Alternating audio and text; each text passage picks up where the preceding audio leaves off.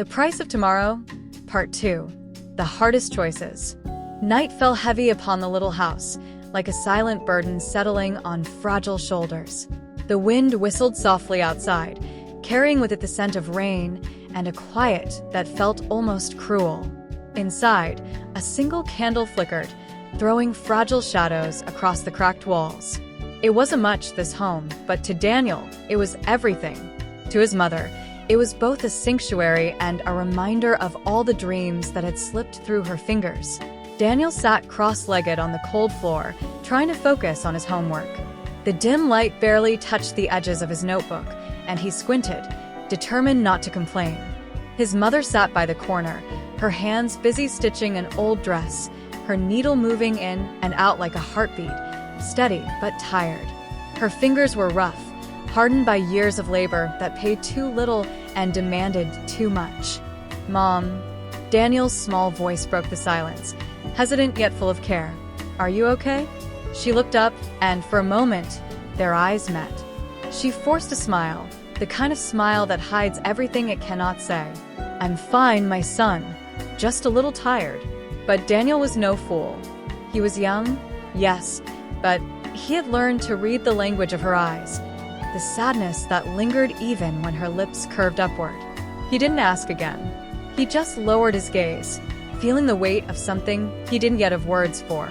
Tomorrow was supposed to be special. His school had planned a trip to the city, a visit to the Science Museum, something Daniel had dreamed about ever since his teacher announced it. He had written the date on his notebook in big letters, counting down the days like they were stars leading to a brighter sky. But the cost was too much. The teacher said it was important, a chance to learn, to see the world beyond their little village. But Daniel hadn't told his mother the full amount. He couldn't. He knew how hard she worked, how often she skipped meals so he could eat. And still, even with all her sacrifices, life never gave her enough. That night, when Daniel fell asleep clutching his worn-out school bag, his mother sat in silence. The room seemed darker without his laughter, heavier without his questions. She stared at the flickering candle until her eyes burned, a single thought echoing in her mind. What can I do? What can I give up so he doesn't feel left out? Her gaze fell to the small wooden box under the bed.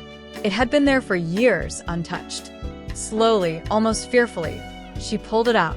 Her hands trembled as she lifted the lid, and there it was, a simple gold ring, worn with time but still carrying a glow of memories. Her wedding ring, the last piece of a life she once believed in, a life that vanished the day he walked away. She held it between her fingers, feeling its weight, though it felt heavier in her heart than in her hand.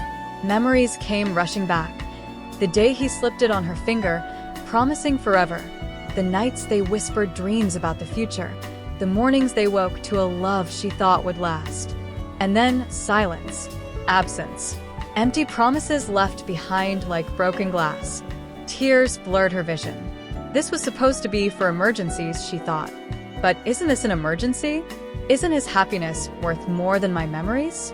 Her sobs were silent, as if even pain feared to disturb the quiet. She pressed the ring to her lips one last time, whispering words only her heart could hear. Then, with a deep breath, she tucked it into her pocket and rose. Tomorrow, she would trade the last piece of her past for a fragment of his joy. The morning came too soon. The sun painted the sky in hues of gold, but she felt none of its warmth.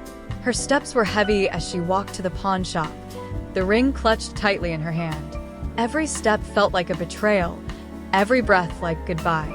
The man behind the counter barely looked at her when she placed the ring before him. He turned it over, inspecting it like it was nothing more than metal. She wanted to scream, to tell him that this wasn't just a ring, that it held a lifetime of love and heartbreak, but her voice stayed silent. He handed her a few crumpled bills. Not much. Far less than it's worth, but enough for the trip. She walked home with empty hands and a broken heart, but when she saw Daniel waiting by the door, his face lighting up the moment he saw her, something inside her stitched itself back together, just enough to hold on. "Mom." He ran to her, hugging her legs, his eyes bright with hope.